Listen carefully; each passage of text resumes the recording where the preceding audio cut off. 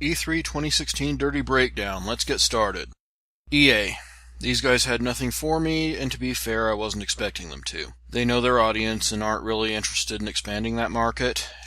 An exchange I had with a friend on Facebook presented the question of how long they can stay the course without changing how they do things, but they've really found a formula that allows them to do exactly that. After all, drunken dude bro frat holes who really just want to blow up as many things as possible while grating away at every system resource available is a well that never really dries up. I am passively intrigued by their indie and esports initiatives, but not enough was revealed at their E3 presser to really give me an impression one way or the other. Bethesda. It's only their second year running an E3 presser, and they've already found an effective formula for success. Quake was really the only place available for them to go when looking for an IP to fill the Doom leadoff spot from last year, and Champions appears to be a similar return to form for the franchise. I'm not one to say whether or not Dishonored 2 is a worthy centerpiece game to follow up on Fallout 4, but it was the first true blow-away trailer shown in the pressers, so at least it left an impression for that reason.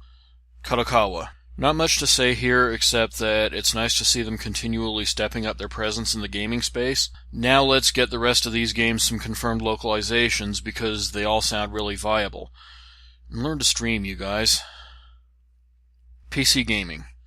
It seemed to be coming from an archaic view of the platform that I don't miss, when it was all about hardware specs, simulation shooters, and micromanagement-intensive strategy titles. PC gaming has outgrown that tunnel vision, and legitimately has become a big tent platform where there's really something prominently on display for everyone, even genres like JRPGs and 2D platformers that have historically been dominated by consoles. And that's what has made me a PC gamer in recent years.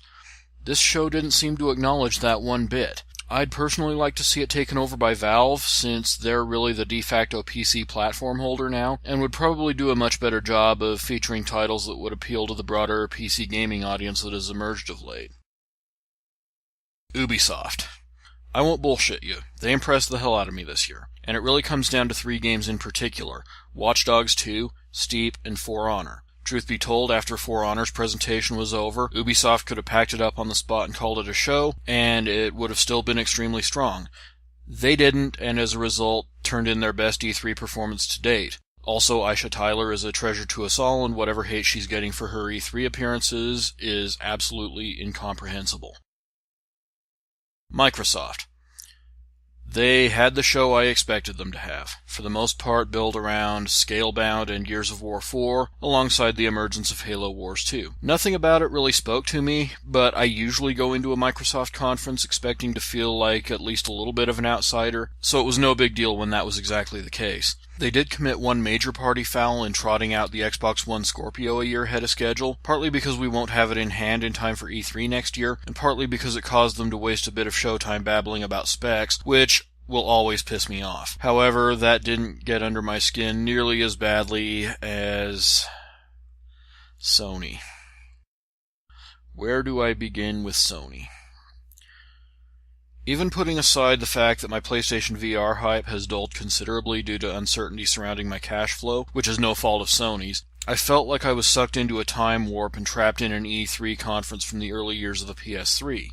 You know, those years where they stopped trying to be Sony for a while and made an overall failed attempt to be Microsoft? That was in what they showed on the stage, anyway. Even more baffling was the fact that they left an hour on the table that could have been well spent promoting the likes of Gran Turismo Sport, I Am Setsuna, No Man's Sky, Persona 5, King of Fighters 14, maybe bring us up to speed on a couple of last year's megatons and the Final Fantasy VII Remake and Shenmue 3. Instead, most of these were left on the show floor, implying that Sony really doesn't get the point of the E3 press conference after all. In reality, your E3 press conference represents the 2 hours out of every year that you can directly address an otherwise unrealistic portion of your user base and know for a fact that you have their undivided attention, without the filtering effect of media outlets and an ever-churning rumor mill that so often distorts industry happenings.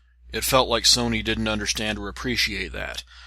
They haven't disappointed me like this in years, so maybe they were just due. It's not that I went to E3 feeling bad about owning a PS4 by any means, or frankly felt worse about it on the way out, only that their presser did nothing to influence that one way or another, and that's not how you do E3. More troubling than the fact that it happened, however, is the fact that the conference left a good impression on Sony suits in the end, and that could be a bit of a problem moving forward. That takes us to Nintendo. Expectations couldn't really be lower for them going into a show that until a few days prior was to be built around a single game, but I have to admit they did quite well for themselves despite leaving a day early to beat traffic. From the moment their presentation started, I was overcome by this feeling of relaxation of having finally arrived home to recover and unwind from the stress of the outside world, or in this case the hyperbole and noise of all the previous presentations. Pokémon Sun and Moon and The Legend of Zelda Breath of the Wild are a great example of Nintendo putting their best foot forward. There was a time after the main presentation that I fell asleep in my chair watching a Zelda demonstration, not because I was bored, but because I was comfortable. Never undervalue the kinds of games you can chill out to. Nintendo, well done.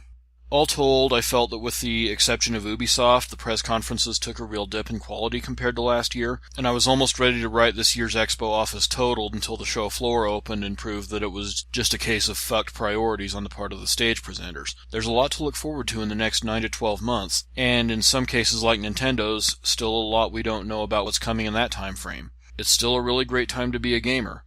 The industry as a whole just picked a rather weird way of showing it this year. That's all for now. Don't forget to like, comment, and subscribe, and I will be back very soon.